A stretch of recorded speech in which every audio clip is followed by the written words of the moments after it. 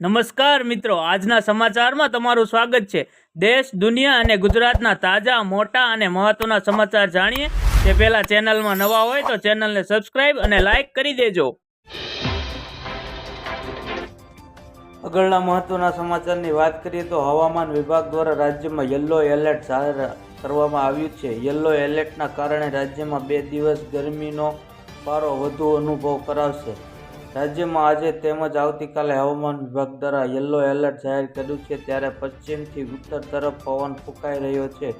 બુધવારે રાજ્યમાં 8 શહેરોમાં મહત્તમ તાપમાન 40 ડિગ્રી નોંધાયું હતું।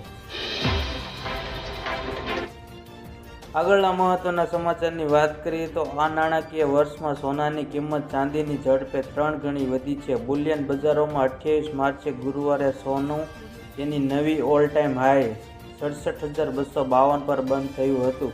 એક વર્ષ પહેલાં 31 માર્ચ 2023ના રોજ 24 કેરેટ સોનાની હાજર કિંમત 59,731 રૂપિયા પ્રતિ 10 ગ્રામ હતી।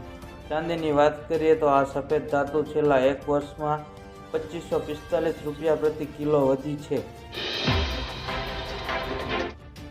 આગળના મહત્વના સમાચારની વાત કરીએ તો હોળીના તહેવાર બાદ ઘરે પરત ફરનાર લોકો માટે સારા સમાચાર છે। યુપી બિહારથી મુસાફરી કરતા મુસાફરોની સુવિધાને ધ્યાનમાં રાખીને મધ્ય રેલવેએ ઘણી વિશેષ ટ્રેનોની સેવા જૂન 2024 સુધી લંબાવી છે। આનાથી મુસાફરોને ટ્રેનમાં સરળતાથી કન્ફર્મ બર્થ મળી જશે અને ટ્રેનોમાં ભીડની પણ નિયંત્રિત કરી શકાશે।